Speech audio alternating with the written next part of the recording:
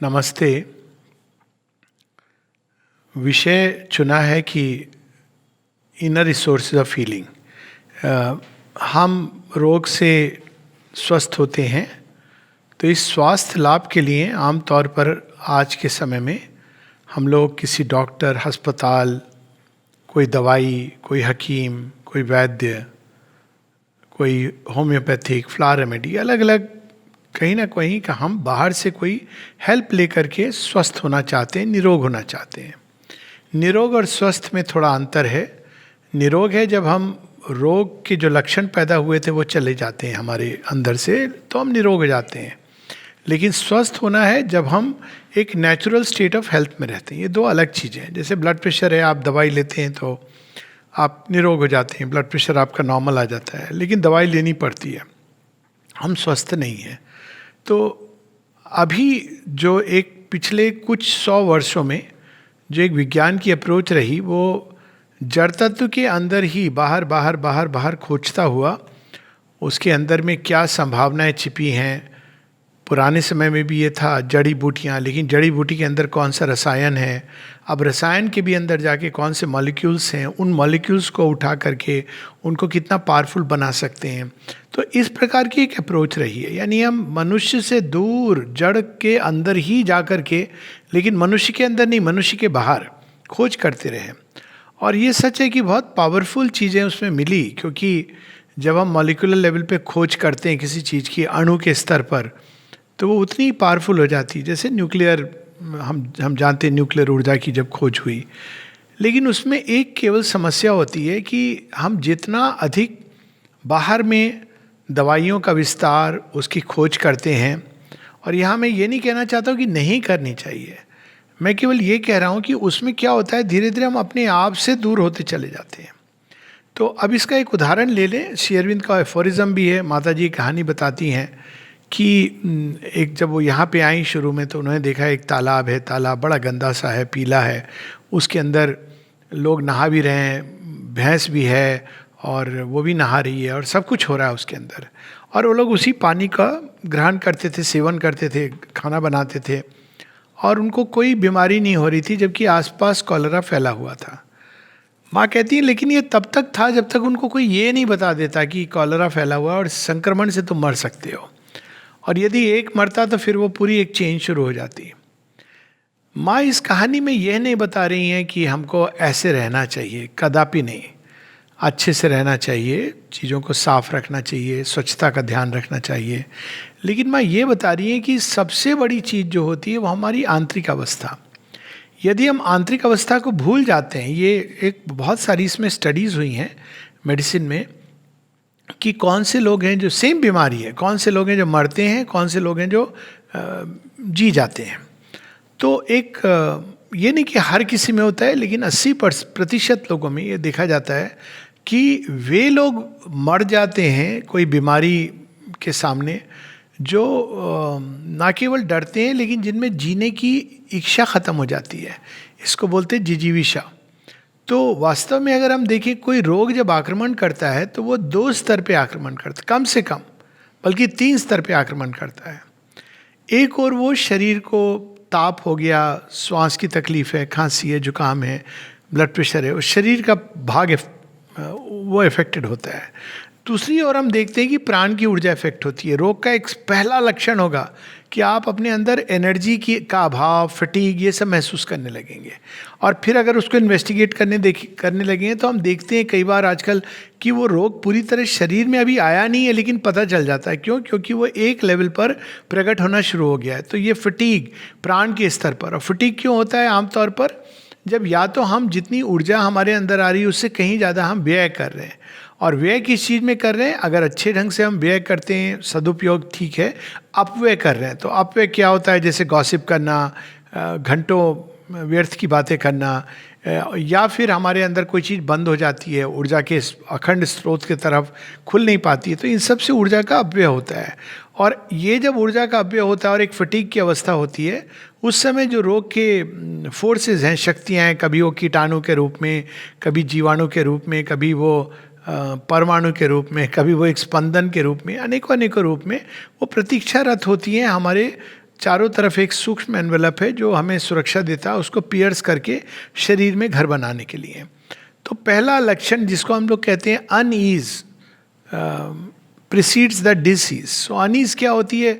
अच्छा नहीं लग रहा है, थोड़ी एनर्जी कम लग रही है। तो ये नहीं मेरा कहने का मतलब है कि हम लोग इतने कहते हैं ना कि आत्म संवेदनशील हो जाएं कि अरे आज मेरी एनर्जी कम है, मुझे रोग तो नहीं होने वाला। नहीं, वो तो फिर और भी भयानक चीज़ हो गई, क्योंकि हम भयभीत हो गए। लेकिन एनर्जी कम हो रही है उसका मतलब होता है कि यू टेक रेस्ट। और अगर रेस्ट नहीं ले सकते हैं, अगर पूरे दिन चल रहा है, तो हमें ये देखना है कि हम हमारे जीवन शैली में कहीं ना कहीं कुछ गड़बड़ है। हो सकता है हमारी नींद कम है, हो सकता है हम जिन लोगों की संगति में है वो हमारी एनर्जी को समाप्त कर रहे हैं, या जिस प्रकार के हम कर्म कर रहे हैं, तो हमको उसको स्टडी करना, ऑब्जर्व करना है। ये दूसरा लेवल होता है जो रोग अटैक करता है। और जो लोग इसके प्रति सचेत होते हैं वो रोग को अंदर शरीर के अंदर घर करने के पहले वो डिटेक्ट कर लेते हैं। कई बार हम ध्यान से देखेंगे कि अगले दिन व्यक्ति उठता है बीमारी के साथ, लेकिन वो 1-2 दिन से अगर ट्रेल करे तो देखिए कि कुछ अच्छा नहीं लग रहा था, कुछ अस्वस्थता लग रहा था, कुछ एनर्जी लेवल नहीं थी, कुछ कमजोरी लग रही थी। और हो सकता है उसी स्टेज से रिकवर कर जाए अगर वो समय रहते साधन कर लेता, और नहीं तो फिर बीमार पड़ जाता है। तो ये एक सेकंड लेवल है, यानी एक तो फिजिकल लेवल है, उसके बाद ये प्राणिक स्तर जिस पे हम प्रिवेंट भी कर सकते हैं बीमारी को। उस समय क्वाइट्यूड में जाके, अगर रेस्ट का मतलब ये नहीं होता है कि हम 4 घंटे जाके सो जाएं, लेकिन ये जरूर मतलब होता है कि अगर हम काम कर रहे हैं तो 2 मिनट 5 मिनट रुक करके हम अपने ही अंदर क्वाइट्यूड का आवाहन करें, हम अपने ही अंदर ईश्वर के साथ कनेक्ट करें, माता जी के साथ कनेक्ट करें, तो उससे फिर से हमारा वो जो ऊर्जा का चक्र है चारों तरफ, वो ठीक हो जाता है, सही हो जाता है। अगर हम किसी दुखी अवस्था में, चिंता की अवस्था में, तो किसी भी उपाय से मन के अंदर शांति लाएं, तो इस प्रकार से हम प्राण के लेवल पर इन चीज़ों को करेक्ट कर सकते हैं। तीसरा जो स्तर है जिस पर रोग की शक्ति प्रभाव करती है वो है मन। तो आप देखेंगे कई बार, खासकर अभी वायरल फीवर जो हुए, कोरोना होता है, तो कोरोना के साथ साथ लोगों के मन में नाना प्रकार की आशंका, भय।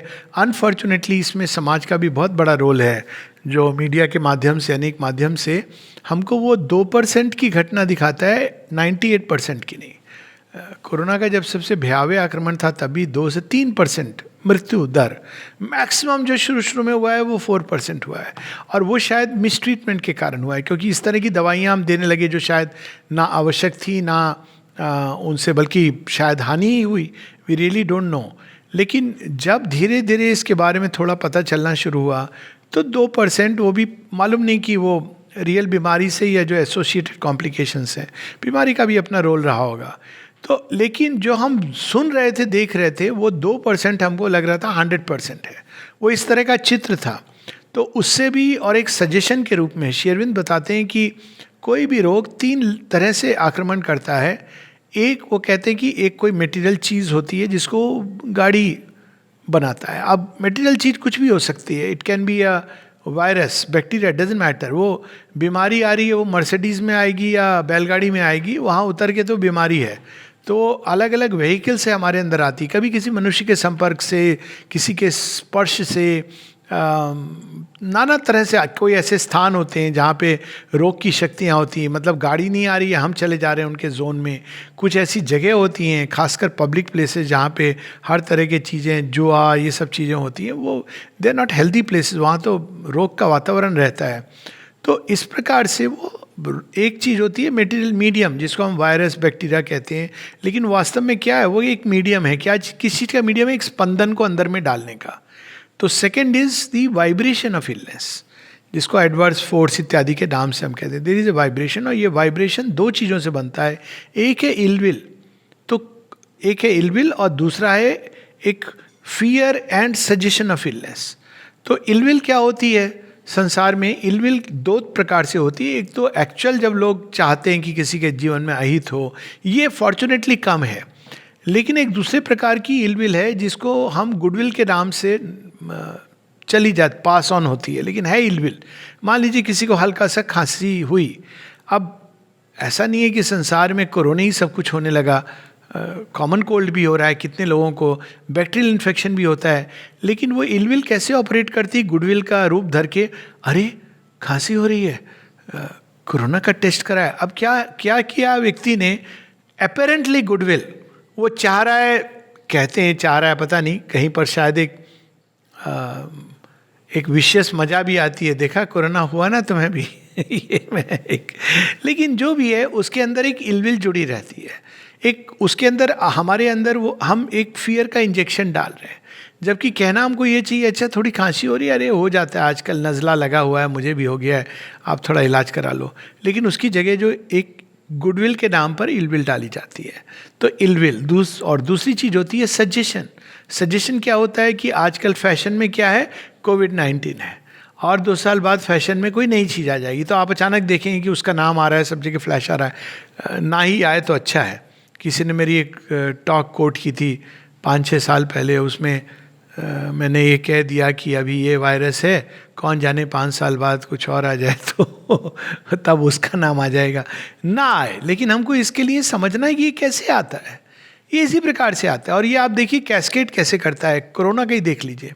जब तक किसी को संसार में पता नहीं था कि कोरोना हो रहा है, अब लोग कहते हैं कि मार्च 2000 कब से 19 या 18, मतलब जब ऑफिशियली अनाउंस हुआ है 2019 मार्च या 18, तो तब से शुरू हो गया था, और नवंबर में ऑफिशियली चीन में, लेकिन लोग जा रहे थे आ रहे थे, किसी को कुछ नहीं हुआ।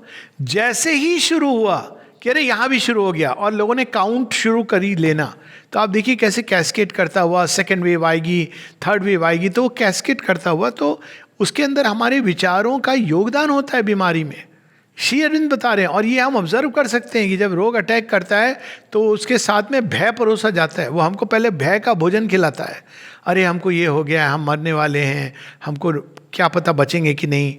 तो इस प्रकार से रोग एक मैट्रिक्स होता है। वो मैट्रिक्स किससे बनता है, भय से, सजेशन से। हम लोग दुश्चिंताओं के कारण, फटीग के कारण हमारी चेतना एक ऐसे स्थान पे गिर जाती है जिसको एक होल कहा जा सकता है, और वहाँ पे जाने से रोग के इमीडिएटली जो सामान है इकट्ठा होकर हमारे अंदर आ जाता है। लेकिन गुड न्यूज़ ये है, जब हो जाता है तो हम लोग डॉक्टर के पास जाते हैं, वो दवाई देता है, लेकिन डॉक्टर की दवाई से हम ठीक होते हैं, या दवाई के साथ साथ डॉक्टर की पर्सनालिटी। आप देखिए पुराने समय भी ये बात सही थी और आज भी इतनी सही है। एक एक डॉक्टर है, आप उसके पास जाइए कि कोई भी रोग लेके जाइए या कोई सिम्टम लेके जाइए, माथा दुख रहा है, एक तो उसके चेहरे को आप देखेंगे तो आपके माथे का दर्द लगेगा कि मुझे पता नहीं ब्रेन ट्यूमर हो गया है कि नहीं। और एक दूसरे डॉक्टर के पास जाएंगे, वो स्माइल करते हुए आपको कहते हैं अच्छा क्या हो गया, सिर दर्द, कोई बात नहीं, आ जाओ बैठ जाओ, आपका 75% पेन चला जाएगा। क्यों? क्योंकि एक डॉक्टर अपने आप में एक यंत्र है हीलिंग का। डॉक्टर ये सोचते हैं कि healing is through the prescription, लेकिन ये सच नहीं है। और मैं लेकिन यहाँ तक कह दूँ कि डॉक्टर की हैंडराइटिंग कैसी होती है उसका भी असर पड़ता है। एक डॉक्टर की हैंडराइटिंग देखकर मरीज देखता है, उसको अच्छा लगता है, somehow it carries a good feel. और एक डॉक्टर की हैंडराइटिंग देख के अगर उसने नॉर्मल भी लिखा है तो उसको पता नहीं क्या लिखा है डॉक्टर ने मेरे बारे में। तो doctor is himself a healing instrument. ये एक सत्य है जो हम लोग भूल गए हैं, लेकिन पुराने समय में ये सत्य के प्रति लोग बड़े जागरूक थे। ये केवल दवाई नहीं, एक मैट्रिक्स है। तो उस मैट्रिक्स ऑफ हीलिंग में केवल दवाई नहीं है, डॉक्टर है।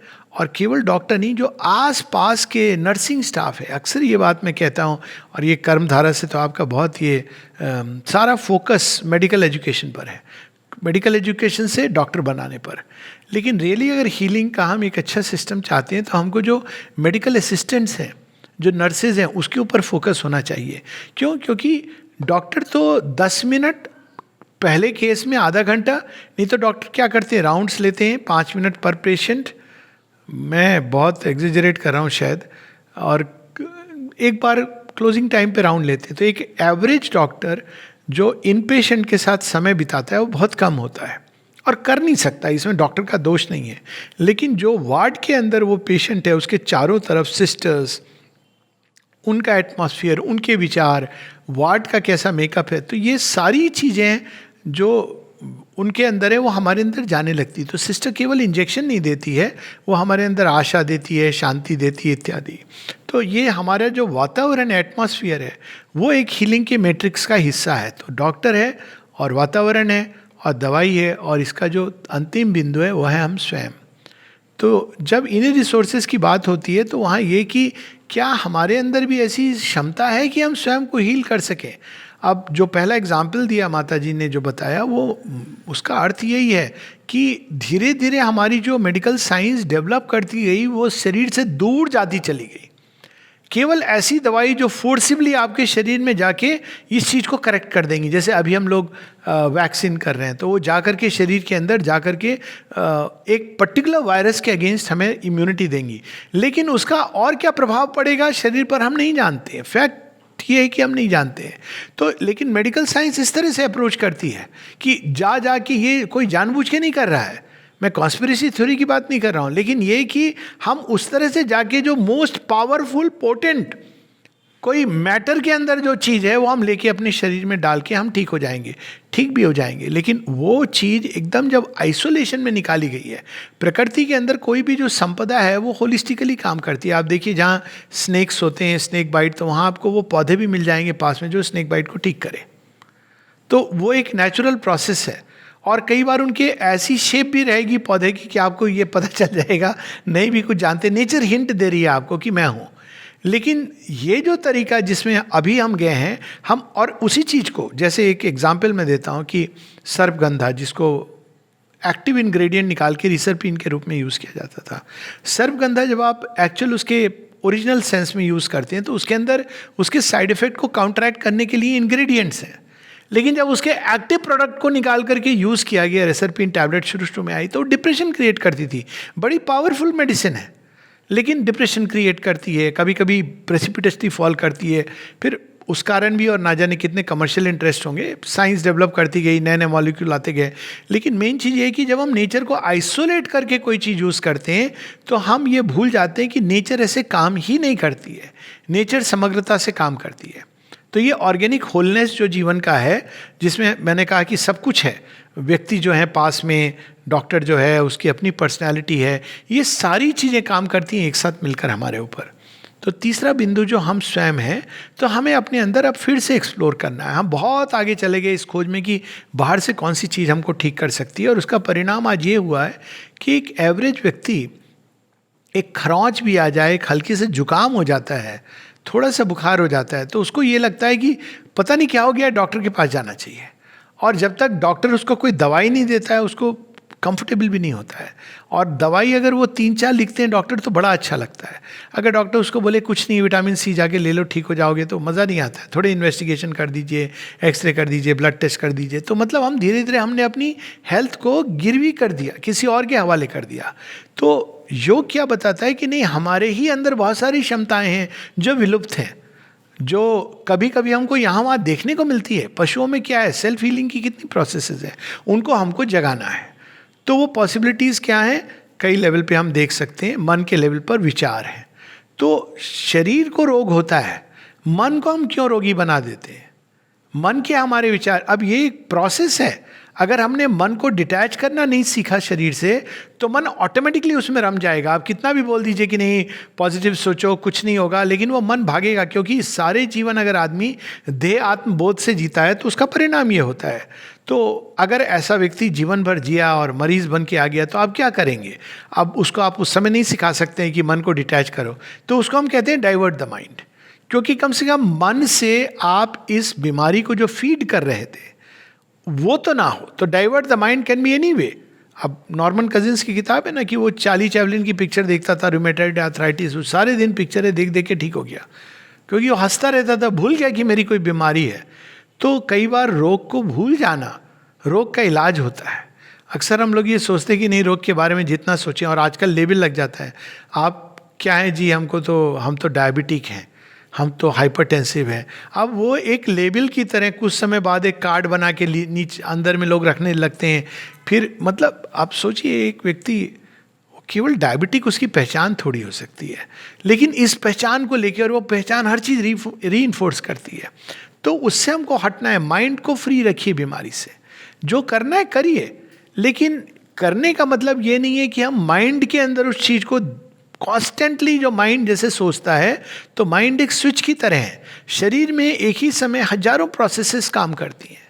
अब देखिए क्या होता है, एक माइंड कहता है कि मैं बीमार हूँ, मैं ठीक नहीं हो सकता, तो वो स्विच गया तो शरीर में वो प्रोसेसेस एक्टिव हो जाती हैं जो डिस्ट्रक्टिव प्रोसेस है। जिसको कहते हैं कि कैटाबॉलिक प्रोसेस। क्यों? क्योंकि शरीर कह रहा है अब तो, मन कह रहा है मैं तो अब टूटने वाला हूँ, तो ऑटोमेटिकली शरीर में बहुत सारी कैटाबॉलिक प्रोसेसेस शुरू हो जाती हैं। और एक दूसरा मन कहता है कि मैं ठीक होने वाला हूँ, तो सारी जो एनाबॉलिक प्रोसेसेस हैं, क्लीन करके नई चीज़ों को क्रिएट करना, ये शुरू हो जाती है। तो माइंड किस दिशा में स्विच ऑन ऑफ कर रहा है? फिजिकल के पहले अब माइंड तो हमारा है। हम ये डॉक्टर, कई डॉक्टर नहीं जानते हैं, नहीं एक्सप्लोर करते हैं, तो हमको खुद ही उसको पकड़ना है और खुद ही उसके अंदर हीलिंग सब्सटेंस डालना। अब कई बार माइंड नहीं उस दिशा में काम कर रहा है तो कोई ऐसी पुस्तक पढ़ लेना, या कई बार लोग भगवान का कोई चित्र जिसमें उनकी आस्था है, इन सब चीज़ों से क्या होता है, एक हमारे अंदर एक नई ऊर्जा आती है, थॉट एक दूसरी दिशा में जाता है। फिर थॉट के साथ एक बड़ी पावरफुल चीज़ जो हम लोगों को दी गई है वो है फेथ। तो फेथ पर तो बहुत स्टडीज़ हुई हैं, समय का अभाव है, अभी मैं नहीं जा रहा हूँ। प्लेसिबो इफेक्ट के नाम से हुई है एक स्टडी, तो ऐसी अद्भुत थी और कोटेड है स्टैंडर्ड टेक्स्ट बुक्स जो हमने साइकेट्री पढ़ी थी उसमें, स्टैंडर्ड टेक्स्ट बुक में, कि शरीर में इम्यून सिस्टम को दबाने के लिए कुछ दवाइयाँ दी जाती हैं, कभी कभी कैंसर में, एक विशेष प्रकार के कैंसर में, या ऑटो इम्यून डिसऑर्डर्स में। तो वो दवाइयाँ देते हैं तो शरीर के वाइट ब्लड काउंट ये सब नीचे आते हैं। तो उन्होंने एक स्टडी की कि एक ग्रुप को तो उन्होंने वो दवाई दी, दूसरे ग्रुप को वैसी ही दिखने वाली सैक्रिन दी, जो आजकल इक्वलिया इत्यादि के नाम से आती है। और फिर उन्होंने स्टडी किया, दोनों ग्रुप को बताया गया कि आपको दवाई दी जा रही है, आपका ये रेड वाइट सेल काउंट कम होगा ना। जिनको एक्चुअली दवाई मिली उनका कम होना ये तो समझ आता है, लेकिन इनको सैक्रिन मिली उनका भी काउंट कम हो रहा था, क्योंकि माइंड ने वो फेथ था उनका कि इससे मैं कम होऊंगा और मैं ठीक हो जाऊंगा। ऐसी बहुत सारी स्टडीज़ हैं, तो उसमें विस्तार में नहीं जा रहा हूं मैं, लेकिन मूल चीज़ है हमारे अंदर फेथ। तो इसीलिए माँ एक बड़ा सुंदर वो बात कहती हैं कि go to the doctor in whom you have faith and take the medicine that he gives you with faith. अब कई बार क्योंकि मशरूमिंग हुई है डॉक्टर्स की, अस्पताल की, और पैसा आ गया है, अनाप शनाप जिसको कहते हैं, बहुत सारा पैसा है, तो लोग क्या करते हैं, पहले जाएंगे प्रेस्टिजियस हॉस्पिटल में, जाना भी एक बहुत बड़ी, हम कहाँ दिखा, हम तो जी वहाँ दिखा रहे हैं, और वहाँ MRI ये सब करा करके बड़ा लोग खुश होते हैं। कई बार बड़े खुश होते हैं कि हमारा तो एक प्राइवेट साइकेट्रिस्ट है। अरे इसका मतलब है कि आप मानसिक रूप से, लेकिन जैसे लोग कहते हैं ना गुरु, हमारे गुरु हैं, वैसे एक प्राइवेट साइकेट्रिस्ट भी होता है। तो अब ये एक मानसिकता है, लेकिन जब रोग ठीक नहीं होता है तो जिनके पास थोड़ा पैसा होता है वो कहते हैं हम सेकंड कंसल्टेशन करेंगे, सेकंड ओपिनियन। सबसे दुनिया की घातक चीज़ है ये। आई एग्री कि 10% में लाभदायक है। अगर आप ऐसे डॉक्टर के पास गए जो क्या कहते हैं, झोला छाप डॉक्टर, या झोला छाप नहीं कहूँगा, मैं भी झोला लेके घूमता हूँ, घोड़ा छाप डॉक्टर यानी, तो हो सकता है कि आपको एक सेकंड ओपिनियन की ज़रूरत है क्योंकि आपने चुनाव ही इस तरह का किया। लेकिन एक डॉक्टर के आप चुनाव कर लीजिए आसपास जिसमें आपकी फेथ है, जाइए तो परसिस्ट करिए। ये सेकंड ओपिनियन से क्या होता है, माइंड कंफ्यूज हो जाता है। कोई दो डॉक्टर एग्जैक्टली सेम चीज़ नहीं बोलेंगे अनलेस वो एक दूसरे को जानते हैं, और जब तक आपने दूसरे को कांटेक्ट किया है, पहले डॉक्टर ने उनको कांटेक्ट करके बताना दिया हो कि देखिए मेरा बंदा है, आपसे पूछने आ रहा है, अच्छा ठीक है कोई बात नहीं है। लेकिन हर डॉक्टर की एक अलग एंगल होती है, कोई दवाई थोड़ी सी डिफरेंट होगी, सेम चीज़ है, वो दवाई का कुछ नहीं, ब्रांड चेंज कर देगा। अब आप कंफ्यूज हो जाएंगे, ये ले रहा हूँ इससे ठीक नहीं हो रहा उसके, तो ये माइंड स्टार्ट्स प्लेइंग। सो फेथ उस समय काम आता है। पुराने समय में हम उन डॉक्टर के पास जिनके पास मैं जाता था कम से कम, और कई लोगों का ये, हम ठीक हो जाते, हम कहते ये बड़े अच्छे डॉक्टर हैं। उसी गांव में एक और डॉक्टर थे जिनके पास हम, ज़्यादातर लोगों को फेथ नहीं था, नहीं ठीक होते थे। हमको बहुत बाद में पता चला, बहुत बाद में, जब मैंने MBBS कर लिया उसके बाद, कि वो जिनके पास लोग ठीक होते थे वास्तव में उनको डॉक्टर की वो प्रॉपर डिग्री नहीं थी, वो उस समय के RMP थे। RMP MBBS नहीं होते थे। आजकल जो एक सिस्टम चला है, फिर से शुरू करने की चेष्टा की गई है, जिनको एक बेसिक ज्ञान दे दिया जाता था, APC पाउडर ले लो, बुखार है, ये एक प्रकार की, लेकिन उनकी एक ऐसी चीज़ थी, कुछ स्माइल, कुछ जिसको कहा जाए अदा, कुछ हाथ पकड़ने का तरीका, कि हम लोग ठीक हो जाते थे। और दूसरे जो डॉक्टर थे वो MBBS थे, लेकिन लोग नहीं ठीक होते थे क्योंकि वो इतना सीरियस फेस बना के बैठे रहते थे, एक सिगरेट उनके हाथ में होती थी, ऐसा लगता था कि वो डॉक्टर नहीं है, कोई क्राइम डिटेक्टिव सीन चल रहा है। तो ये हम लोगों का पता होना चाहिए, फेथ बड़ा इंपॉर्टेंट है। Go to a person in whom you have faith. तो ये फेथ, लेकिन सबसे बड़ा फेथ सुप्रीम हीलर में, कि माँ तुम डायरेक्ट करो और मैं इसके पास जा रहा हूँ, उनके मुँह से वो बुलवा देना जो आप चाहते हैं कि मैं सुनूँ। अब कुछ डॉक्टर्स फेथ इंस्पायर करते हैं और होना चाहिए, कुछ नर्सेज फेथ इंस्पायर करती हैं, और कुछ इसके विपरीत जाते ही वो सिर ऐसे हिलाते हैं कि आपको लगता है कि वो कह रहे हैं कि नहीं भाई कुछ नहीं होगा तेरा। अब ये एक अपने अंदर कल्टीवेट करना है फेथ, तो थॉट के साथ फेथ। तीसरी चीज है will. Will is another very, will override कर सकता है, आपके थॉट को ओवरराइड कर सकती है फेथ और विल। थॉट को हम एमसीपी है, मतलब वो जो स्विच होता है स्विच बोर्ड जहां वो डिस्कनेक्ट हो जाता है। फेथ और विल ओरिजिनल स्विच है, मेन स्विच है। जिस दिशा में फेथ और विल जाएगा उस दिशा में थोड़ा थोड़ा करके थॉट्स दौड़ने शुरू हो जाएंगे। और एक छोटा सा स्विच पास में भी जिसको कहते हैं ना बेड स्विच, वो है फीलिंग्स। तो फीलिंग्स, क्योंकि फीलिंग्स में हम बहुत जल्दी कॉन्शियस हो जाते हैं। जैसे कोई रोग आता है हम या तो भय से रिस्पॉन्ड करते हैं या हम यूजुअल चीयर में रिस्पॉन्ड करते हैं। जनरली रोग के साथ भय आता है, वो पैकेज है। और अगर हम उसको दूर रख सकें, शांति किसी न किसी रूप में हैप्पी रहने, आप कुछ नहीं कैरम बोर्ड का गेम खेलिए या देखिए लोगों को खेलते हुए, तो धीरे धीरे क्या है वो जो फीलिंग्स हमारे अंदर भय की आ रही हैं वो रिप्लेस हो जाएंगी। और सबसे बड़ी फीलिंग जिसमें हीलिंग पावर है वो है लव। टोटली अनटैप्ड है। क्यों अनटैप्ड है पता नहीं क्यों, हमको बचपन से ये सिखा दिया जाता है कि प्रेम एक कमजोरी है। तो यहाँ तक कि जब कोई भगवान की भी भक्ति करता है तो कहते हैं ओ ये सेंटिमेंटल आदमी है। भगवान के तो मेडिटेट करके बैठ के ध्यान लगाते हैं तब भगवान प्रसन्न होते हैं। ये फीलिंग्स को दबा करके डेवलपमेंट जो मनुष्य का हुआ है रैशनल माइंड को केवल लाके, फॉर्चुनेटली उड़ीसा में ये बीमारी मैंने अभी देखी नहीं है, लेकिन इसका संक्रमण बहुत तेजी से फैल रहा है कि हृदयहीन हो जाओ। और हृदयहीन होने को बड़ा एक क्लिनिकल की एकदम आर्टिफिशियल इंटेलिजेंस, अल्टीमेट हृदयहीनता का जो प्रोडक्ट है वो ये है कि केवल माइंड है काम कर रहा है, फीलिंग्स का कोई रोल नहीं है। तो माइंड को ही माइंड से बेहतर, माइंड एक यंत्र बना रहा है जो माइंड से बेहतर कंप्यूट कर देगा। तो ये एक मानसिकता है, आर्टिफिशियल इंटेलिजेंस एक सोच है और एक विचारधारा है जिसमें हम कहते हैं कि नहीं, हमारी जो फीलिंग्स हैं उनका रोल है। और उसमें सबसे जो पावरफुल फीलिंग है वो है लव, प्रेम की ऊर्जा। देखा है जब कोई जिसको हम प्रेम करते हैं या जो हमें प्रेम करता है, पुराने समय में माँ पिताजी की और इवन डॉक्टर जो अंकिल टाइप के डॉक्टर होते थे, वो वाले डॉक्टर नहीं कि डॉक्टर साहब क्या फीस है आपकी, वो वाले डॉक्टर नहीं, जो अंकिल वाले डॉक्टर होते थे, आंटी वाली डॉक्टर होती थी, वो आके हमारे सिर पर हाथ रख दिया उन्होंने। पिताजी माँ कैसे हीलिंग करते, नहीं बेटा कुछ नहीं होगा, बच्चे ठीक हो जाएगा। I remember these scenes from my life और आई एम श्योर सबको याद होगा। वो पास में बैठ जाती थी, उनको देख के ही मम्मी को इतना साहस आ जाता था कि माँ मेरी बैठी है, मृत्यु भी नहीं आएगी। और ये सच है। श्री अरविंद कहीं ना कहीं डायरेक्टली इनडायरेक्टली इस तरह की चीज़ों की पुष्टि करते हैं, ऐसे उदाहरण बताते हैं। एक बच्चा है जो बीमार है और श्री अरविंद को उनके पिताजी प्रार्थना करते हैं तो कहते हैं वो बच्चा ओपन नहीं है लेकिन तुम ओपन हो, तुम बन सकते हो माध्यम बच्चे के पास बैठ के इस फोर्स को ट्रांसमिट करने का।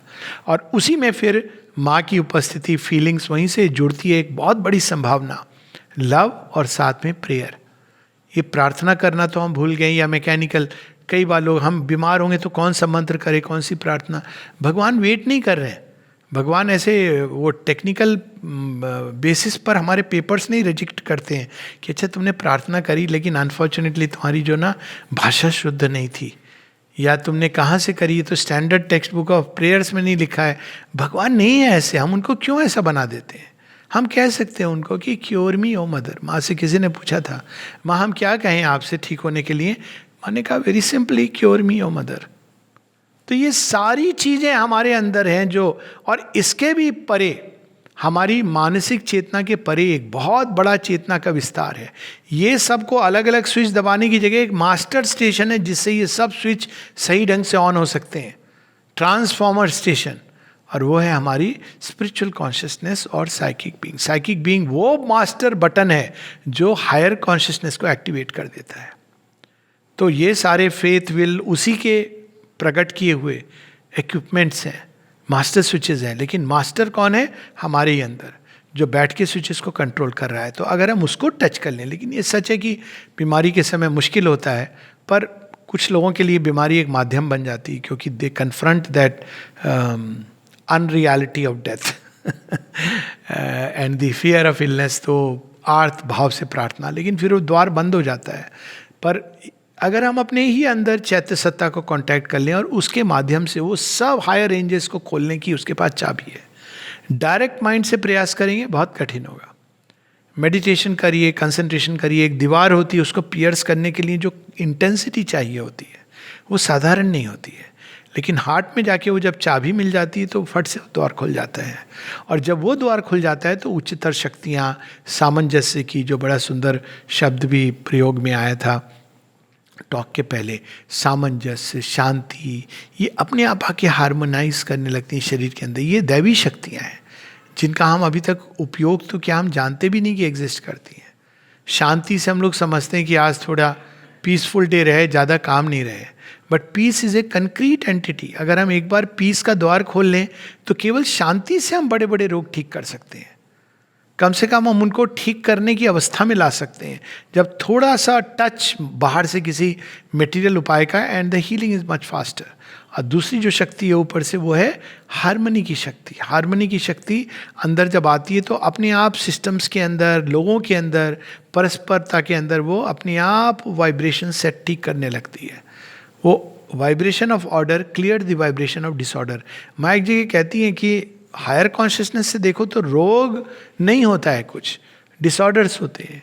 और डिसऑर्डर के रूप में देखें, क्रिस्टलाइज नहीं करें तो हायर कॉन्शियसनेस में जो ऑर्डर, रिद्म, हार्मनी का है तो रिट्रेन कर सकता है हमारी रिद्म को। इस तरह की भी रिसर्च हुई है, हायर कॉन्शियसनेस बोल करके नहीं हुई है। लेकिन डेफिनेटली ये देखा गया है कि जो लोग उच्च चेतना में प्रवेश करते हैं, जैसे उनका ईईजी है, वो थोड़ा सा अल्फा वेव्स आने लगती है, यानी काम स्टेट ऑफ माइंड। तो जब काम स्टेट ऑफ माइंड होती है तो सबसे बड़ा एडवांटेज क्या होता है? हम लोग कहते हैं ना भगवान हमको क्योर कर दो। भगवान की जब शक्ति आती है तो रेजिस्टेंस माइंड और वाइटल के अंदर ही मिलता है। क्यों? रेस्टलेस है। लेकिन जब वो क्वाइट होते हैं तो वो शक्ति ज़्यादा अच्छे से आकर के काम कर सकती है। तो quietude, peace, calm, harmony, divine love, bliss, they are the higher forces of healing. लेकिन उसको अभी मनुष्य का एक्सेस नहीं है। इवन हमारे अंदर बहुत सारी क्षमताएं हैं, यहाँ तक कि शरीर के अंदर भी ये सारी दिव्य शक्तियाँ अंदर हैं। और यदि शरीर की ऊर्जा ही अगर मांग करने लगे कि मैं ठीक होना चाहती हूँ, कई बार शरीर निढाल पड़ जाता है और शरीर की अवस्था देख के मन कहता है बहुत हो गया। लेकिन यदि शरीर के अंदर ये ऊर्जा आ जाए कि नहीं, वो भाई ने कहा शरीर माध्यम अपि खलु धर्म साधनम, the body is meant for the fulfilment of dharma. Dharma means everything, even at a physical level, vital level, emotional level, हर लेवल पे जो कुछ हमें करना है, जो न्यायोचित है, धर्म सम्मत है, संगत है, तो उन सब के लिए शरीर एक माध्यम है। और यदि हम शरीर के अंदर ये ऊर्जा जगा सकें कि तुम्हारी अपनी जगह है, तुम्हारे बिना हम नहीं काम कर सकते, कम कोलैबोरेट इन द प्रोसेस। हम नॉर्मली शरीर को एक केवल एक डोंकी की तरह ट्रीट करते हैं, कोल्हू के बैल की तरह। वाइटल कहता है भाग, चल आइसक्रीम खानी है, तो शरीर बेचारा भागता है। माइंड कहता है नहीं तुमको जागना है, तो बेचारा शरीर जागता रहता है। तो शरीर की जो अपनी इंस्टिंक्ट है, जो अपनी एक डिवाइन सेंस है, इंट्यूशन है, वो खो जाती है। तो उसको भी जगाना है धीरे धीरे। फिजिकल कॉन्शियसनेस की अवेकनिंग एक बहुत बड़ा अपने आप में एक चैप्टर है, लेकिन physical culture, conscious physical culture के द्वारा हम शरीर के अंदर की सुप्त लुप्त चेतना को जगा सकते हैं। और हीलिंग की प्रोसेस में, हीलिंग भगवान करते हैं, ग्रेस करती है, लेकिन उसमें हम असिस्ट कर सकते हैं। और यदि हम ईश्वर की बात ना भी करें तो डॉक्टर की भी दवाइयों में एक बहुत बड़ा साधन हीलिंग का हम स्वयं है। तो कम से कम हम अपनी हीलिंग में अपना योगदान अवश्य कर सकते हैं। इससे हीलिंग बहुत सरल हो जाती है और रोग के कॉम्प्लिकेशन बच जाते हैं। और कई केसेस में हम मृत्यु के द्वार खटखटा के वापस आ सकते हैं। इसके पहले कि मृत्यु के देवता द्वार खोले, हम वापस स्वस्थ अवस्था में आ सकते हैं। एक केस के साथ बंद करूँगा अभी हाल में, क्योंकि वो नया नया है तो मुझे अभी स्मरण है। डेजरे में एक महिला है, वो एक दिन अचानक देखा उनका पल्स, ब्लड प्रेशर चलाया 70/40, पल्स अकॉर्डिंगली हाई हो गई 140 कुछ, टेकिकार्डिया बहुत मैसिव 147 ऐसे हो गया, बुखार नहीं, और रेस्पिरेटरी डिस्ट्रेस शुरू हो गया। तो अब क्या करना है, उनकी उम्र काफ़ी है, 85-86 है। तो जनरली ये सबका ये कंसेंसस था, इनको एग्रेसिव ट्रीटमेंट मत दो, मतलब डोंट टेक हर टू बाहर जाके, let her be quiet and peaceful. उनके घर वालों की भी ये राय थी, डॉक्टरों की भी, लेकिन फिर भी उनको हम लोग रख करके ऑक्सीजन दे रहे थे। इतने में माता जी के रूम से किसी तरह चलता हुआ एक फूल आ गया। तो फिर मन में मेरे पास आया, मेरे मन में भाव हुआ कि ये फूल इनके लिए आया है, क्योंकि ये फूल सजाती थी डिजरे में, रोज फूल सजाती थी, बारिश में भी आके फूल सजाती थी। तो मुझे लगा माँ ने इनके साथ जाने का समय आ गया है, तो माँ ने उनके लिए फूल भेजा है। तो मैंने इस भाव से उनके हाथ के पास फूल रखा, उन्होंने उसको क्लैस्प कर लिया, छाती के ऊपर रखे रही, फिर उनके हाथ से निकाल के बगल में वास में डाल दिया। ये घटना सुबह 7, 7:30 बजे की है। हम लोग प्रतीक्षा कर रहे थे, 9, 9:30, 10 शायद चली जाएंगी, 4:30 बज गए। उसी हालत में सब हम लोग जो बाहर से कर सकते बिना एग्रेसिव इंटरवेंशन के, लेकिन आईवी ड्रिप हमारे यहाँ सुविधा नहीं थी, तो हमने उनको नर्सिंग होम में शिफ्ट किया कि चलो आईवी ड्रिप दे करके। वहाँ भी कोई एक्टिव एग्रेसिव ट्रीटमेंट नहीं हुआ। सारे टेस्ट अगले दिन सब नॉर्मल निकले और वापस आ गई हैं डिजरे में एकदम स्वस्थ होके। तो बहुत सारी चीज़ें काम करती हैं, वी डोंट नो। इस केस में I can say we don't know. अब मेडिकल साइंस इसको बहुत तरह से एक्सप्लेन करेगी। ऐसे केसेस हैं कैंसर के 3rd स्टेज में, 4th स्टेज में, जो स्पॉन्टेनियस रेमिशंस। तो कोई ऐसी शक्ति है चारों तरफ जो हमारी सहायक शक्ति है, लेकिन उससे कांटेक्ट करने के लिए हमारे शरीर के अंदर, मन के अंदर, प्राण के अंदर ओपनिंग, और हर किसी का एक स्पेसिफिक बटन होता है। जैसे इस लेडी के लिए वो फूल था, किसी के लिए मंत्र हो सकता है, किसी के लिए माता जी का चित्र हो सकता है, किसी के लिए ब्लेसिंग पैकेट हो सकता है, किसी के लिए चरणामृत हो सकता है, किसी के लिए एक भीतरी अवस्था हो सकती है, किसी के लिए केवल एक ऐसे व्यक्ति की उपस्थिति जिसको वो देवदूत समझता है। तो ये सारे उपाय हैं। Ultimately it is grace that cures, लेकिन हमको इस प्रोसेस को फैसिलिटेट करना चाहिए। धन्यवाद। Thanks, Alagda. There are some questions for you. The first one is, some of us are very much alert and clever and knowledgeous, but in their practical life, they failed in their home or working atmospheres. What is the easiest way to overcome from this point of view?